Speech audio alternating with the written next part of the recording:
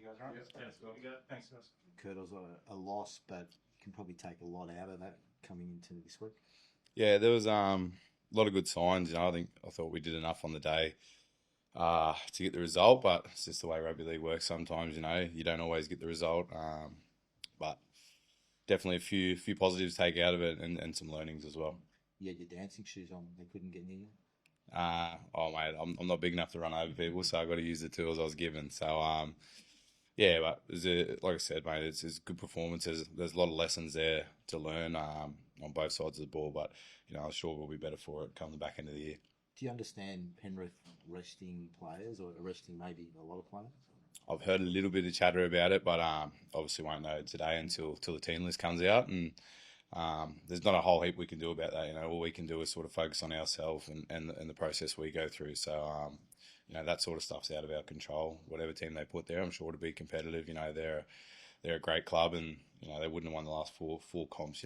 If they didn't have great depth there. Is it hard to know what to do and how to get motivated? Does it take any of that away? I mean, you've got to win, obviously, but does it make it? Is there something that takes edge away from you if they're resting players? No, you can run the risk of getting complacent, but here it shouldn't. There's like I said, we're pretty self-focused this week about the process and a few things we needed to right from the weekend. So regardless who they put out there, I'm pretty sure our focus will be on our game and ourselves, our 17 that we put out there. Given where you guys are in the ladder, would there ever been a consideration for you guys resting players before the finals? Yeah, I guess you could consider it. That's probably the question not to ask me. It'd be better if I asked Sarah that. But yeah, mate. Anytime this time of year, especially not having buys towards the back end of the year and that sort of stuff, most people are usually carrying injuries this time of year, and I think if that's what Ciro seems right to rest blokes who are carrying niggles, then I think he'll do that. How important is it that you guys do finish inside that top four? Oh, mate, it's massive. I think everyone sort of at the start of the year, when you set your goals are to finish in the top four. Most teams want to do that. So if you can do that, then that's just you tick one goal off and then the next one sort of starts. So you also give yourself the two chances that week as well. There seems to be a view, and there always has been, whether it's right or wrong, that teams need a really deep run in the finals before they're then ready to go the next year. Do you guys feel like the lesson against Manly last year, you've learned enough from that for that to be learning, and you can have a real crack at it this year? Yeah, I definitely think so. I thought we did enough last year, that game. I think we dominated the game for 65 minutes. It was just that 15-minute period there where we sort of let it slip away from us. So still burns a little bit today. I know a lot of the boys still think about it. We've watched it, reviewed the game, and it's always something we're going to hold instead for this year. With that team use of Penrith, it's been a bit of a spotlight this morning because it's caused a bit of a betting plunge on you guys. I guess, how much does the club kind of help the players to avoid giving out information on team stuff and these sort of things to avoid situations like this? I think it's pretty self-explanatory. I don't think you're allowed to be handing out information about team lists and that sort of stuff. So yeah, I don't think much needs to be said too much about it. I think most boys sort of know the rules around it and that sort of stuff. So yeah, but like I said, mate, they're a great team, and whatever team they field, you wouldn't have won the last four comps without any depth. And have you ever been approached by people trying to get this sort of information from them? I've had friends and family ask me, but nothing major. I don't think people really look at it in a sort of maniacal way. Then they're not going after it for betting or anything like that. I think it's just harmless when they ask sometimes. Good, given those answers, sounds like you got a few injured. Like you said that you might have a few out or something. Like, is there a bit of concern within the team at the moment? Not that I know of at the moment. I think everyone's pulled up sweet.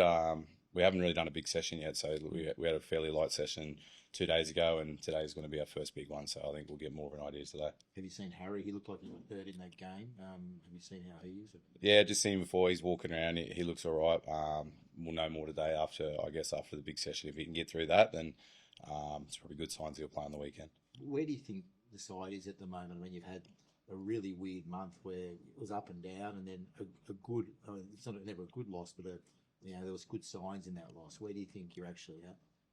Yeah, I still think we've got a little ways to go. We've still got 2 more games before we start playing finals. But when that the final sort of series rolls around, it's a whole different competition. There's a lot more on the line, and people tend to get up for those sorts of games. So we've got two pretty difficult games in front of us, and they're going to put us in good stead for the finals. The attack's been criticised, fair or unfair?